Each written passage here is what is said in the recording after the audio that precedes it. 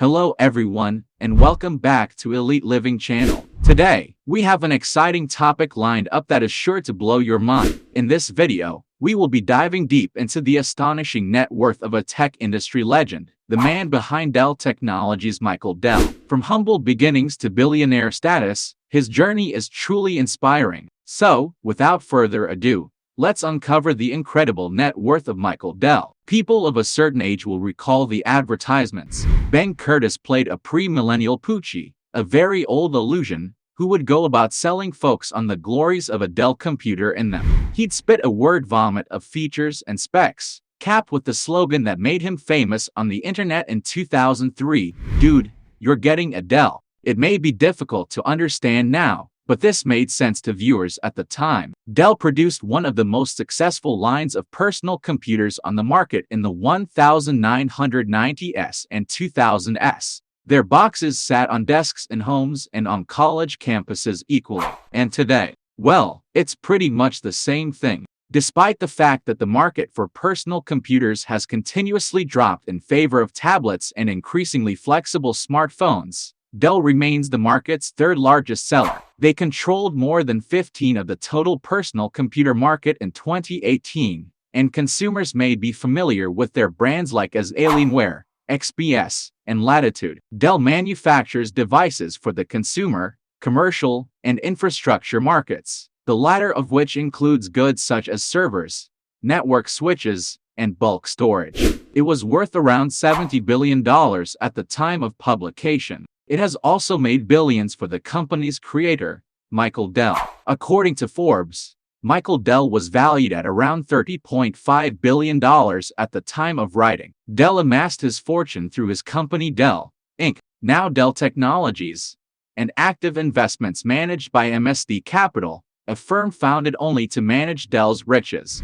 Michael Dell, who was born in Houston, has spent practically his entire adult life working for and around his company. He began generating money as an undergraduate student at the University of Texas by selling computer upgrade kits to other students, an operation he ran exclusively from his dorm room and funded with $1,000. While still a student, he formalized the company and titled it PC Limited in 1984. Michael Dell's company sold nearly $1 million in items in its first year, earning him a profit of more than $134,000. He dropped out of college at the age of 19 to focus on this business. He had numerous employees on his payroll by this stage. Despite being unable to legally buy a drink, moved out of the dorms, and ran his business from home in its early days. The late 1990s and early 2000s were arguably the pinnacle of Dell's brand awareness when it established its identity as the service for purchasing computers by mail alongside competitor Gateway.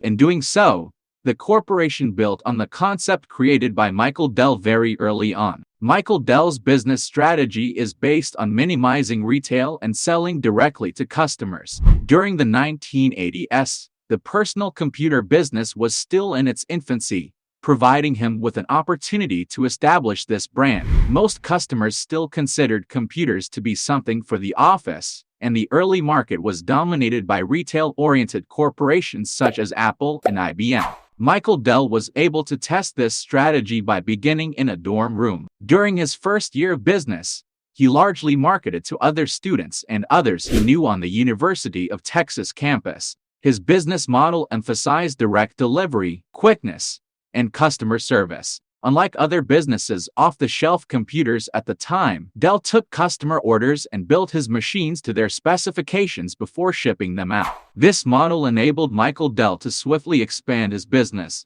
By 1987, he had renamed the company Dell Computer Corporation. By 1988, Michael Dell had taken his company public, and by 1992, at the age of 27, he was the youngest CEO to ever appear on Fortune magazine's list of the top 500 corporations. By 2001, Dell Computer Corporation had surpassed IBM as the world's largest PC manufacturer. Michael Dell became a billionaire for the first time in 2000. He established amassed Capital 2 years prior to managing his and his family's money. Michael Dell stepped down as CEO of his company in 2004 but returned 3 years later after multiple setbacks. However, problems with product quality and customer service persisted, and the SEC negotiated a $100 million settlement with the company in 2010 after accusing it with understating its earnings. Michael Dell turned the company private again in 2013 in order to avoid these problems. Michael Dell oversaw his business's acquisition of EMC in 2016 and renamed the new company Dell Technologies to reflect its gradual shift away from its core focus on personal computers.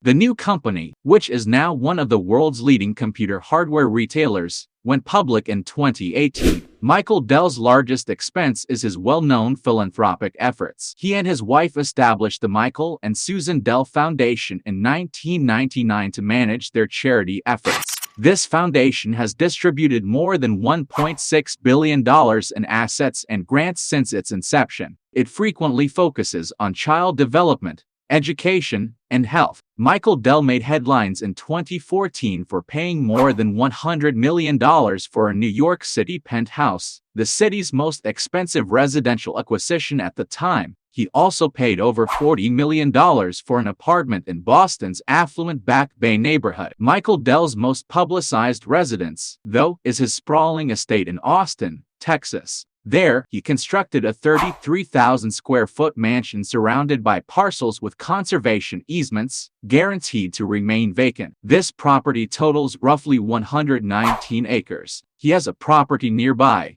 about 12 miles distant, where the family maintains horses. Michael Dell also has an 18,500-square-foot mansion on Hawaii's main island. This property is believed to be worth around $73 million.